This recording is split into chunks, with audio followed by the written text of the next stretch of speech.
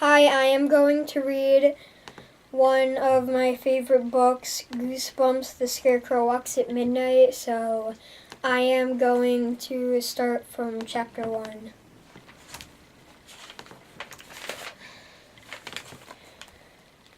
Hey Judy, wait up. I turned and squinted into the bright sunlight. My brother Mark was still on the concrete train platform. The train had clattered off. I could see it snaking its way through the low green meadows in the distance. I turned to Stanley. Stanley is the hired man on our grandparents' farm. He stood beside me carrying both suitcases. Look in the dictionary for the word slowpoke, I said, and you'll see Mark's picture. Stanley smiled at me. I like the dictionary, Judy, he said. Sometimes I read it for hours. Hey Mark, get a move on, I cried, but he was taking his good time, walking slowly in a daze as unusual.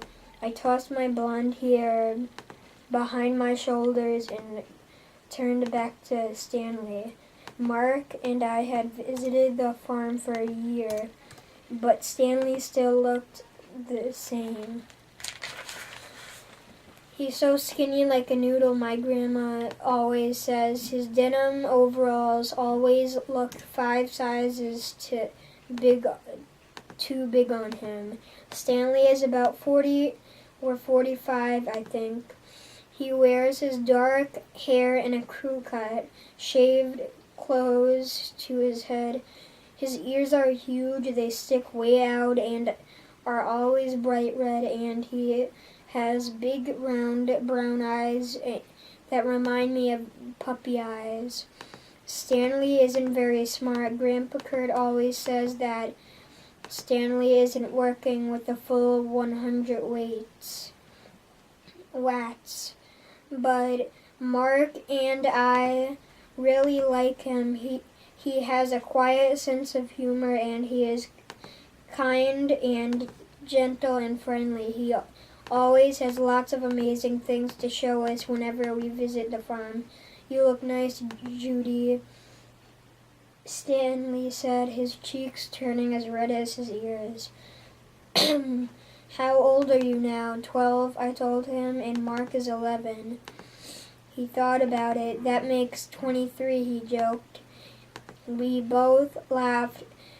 You never know what Stanley is going to say. I think I stepped in something gross, Mark complained. Catching up to us, I always know that what Mark is going to say. My brother only knows 3 words: cool, weird, and gross.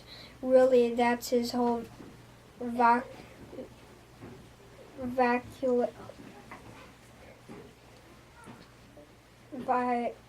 As a joke, I gave him a dictionary for his last birthday. You're weird, Mark said when I handed it to him. What a gross gift. He scraped his white high tops on the ground as we followed Stanley to the beat-up red pickup truck. Carry my backpack for me, Mark said, trying to shove the bulging backpack at me. No way, I told him. Carry it yourself. The backpack contained his Walkman, about 30 tapes, comic books, his Game Boy, and at least 50 game cartridges. I knew he planned to spend the whole month lying on the hammock on the screened-in back porch of the farm, listening to the music and playing video games. Well, no way. Mom and Dad said it was my job to make sure Mark got outside and enjoyed the farm. We were so cooped up in the city all year. That's why they send us to visit Grandpa Kurt and Grandpa Miriam for a month each summer to enjoy the great outdoors. We stopped beside the truck while Stanley searched his overall pockets for the key. It's going to get pretty hot today, Stanley said. unless it's cool down, a typical Stanley weather report. I gazed out at the white, grassy fields. Beyond the small train station parking lot, thousands of tiny white puffballs floated up against the clear blue sky. It was so beautiful. Naturally, I sneezed. I love visiting my grandparents' farm.